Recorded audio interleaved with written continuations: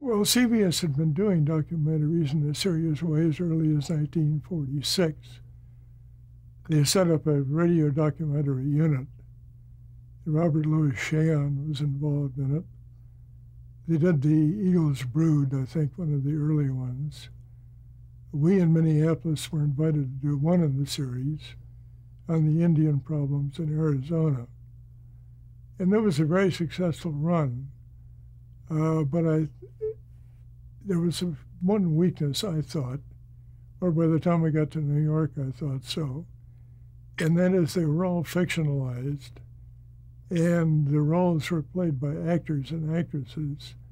And by this time, tape had developed to the point where I thought you could probably do just as well with realism using tape as to recreate these scenes with actors. Now, we still had a documentary unit. It reported to me, and it was anxious to do things, but I could see that neither Paley nor Stanton were very enthusiastic about going ahead with it. So I went up to see them one day in the summer of 1950 with a rather elaborate proposal to switch and do tape documentaries instead of doing the actors type. They fooled me in one respect. Paley said, it sounds great, but who's going to produce? And I thought very quickly, there's a young fellow over at NBC named Fred Friendly, who has just had a couple of highly successful documentaries on atomic energy, in which he parlayed Bob Hope with William L. Lawrence, the superbly academic science editor of the New York Times. They said, it sounds like a very good idea. Who's going to produce it? I said, well, I think this fellow Fred Friendly over at NBC would be the logical person. They said, go get him. Did either one of them know Friendly at this point? I presume they knew of him at least because he had done that radio record with Ed Murrow, The History of Broadcasting. Hear It Now. Hear It Now. And so I went out to the office, called Friendly, set up a date for dinner, and went and talked with him. Had you met him before this? No, I had not. But I knew he was working on a new Murrow show. So I called him at the studio. So we set up a dinner and went and talked.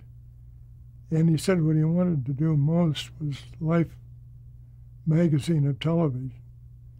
Well, I said I thought that was a little advanced for us at this point, but would he be willing to do at least a season of radio while we got ready to do television?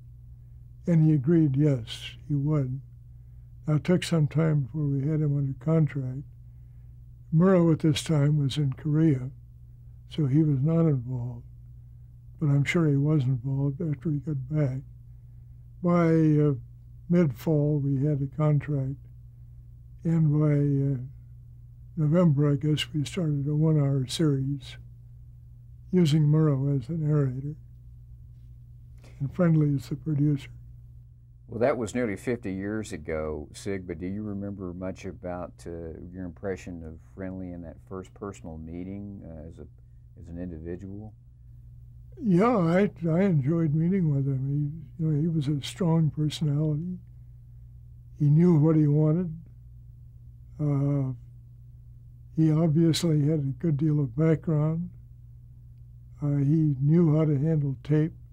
So I was very favorably impressed and pleased by the contact. We had a good time after we finished the Chinese dinner up on 52nd Street. We went down to a hotel at 46th and Madison, which was going to be torn down that night, and had a drink at the bar. And I thought we went out of there as great friends.